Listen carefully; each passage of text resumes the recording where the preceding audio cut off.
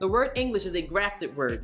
It is a combination of the word Engels, a name that pertains to Germanic people, and the word ish, which is a suffix used to form adjectives from nouns, giving it the sense of belonging to.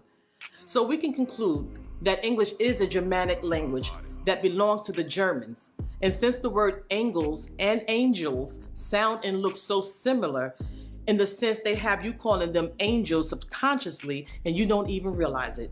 This Germanic language is a branch of the Indo-European language family, as well as Indo-Aryan, which goes back to the Sanskrit language, which is the language of the Hindus. In the 5th century, the Angles, together with the Saxons and Jutes, invaded and conquered Britain. This new land they made for themselves was called Anglo-Saxons, and for short, Angleland, which is now pronounced England.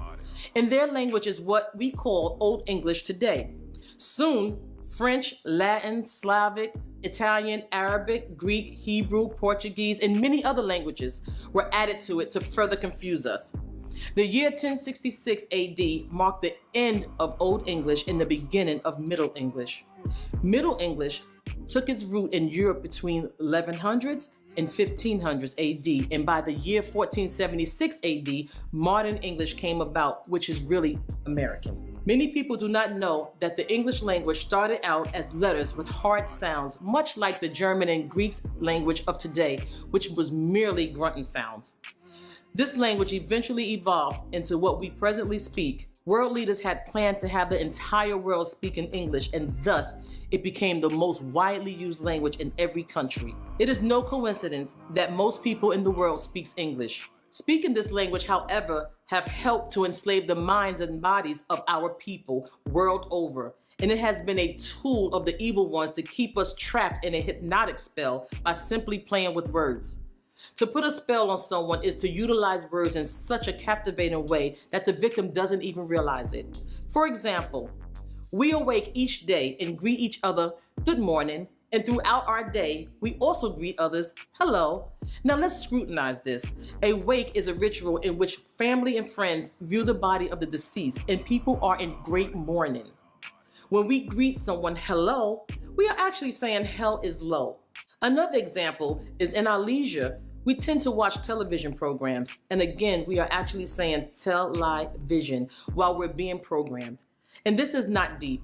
We once were able to see this very easily before we became spellbound by this language. It all starts from childhood, when we were taught to spell words incorrectly, like the word sugar, which should be spelled S-H-U-G-A-R. Look at the alphabets. All the letters in the alphabet are not English letters. And it's simple to know. A rule of thumb is if you cannot spell a letter beginning with the letter that they tell you it is, then it is not an original letter. Take the letter C, for instance. To spell C, you have to use the letter S. To spell F, you have to use the letter E. To spell the letter H, you have to use the letter A. This language has been put together with symbols and codes to trick you and teach you to not know and to ultimately keep you trapped mentally. And because of this reality, the most literate people in the language are in fact the most ignorant. This ignorance comes from the dictionary, which should rightfully be called a definitionary, for diction is how to say a word, not define it. And even the word definition is a trick. Just look at it.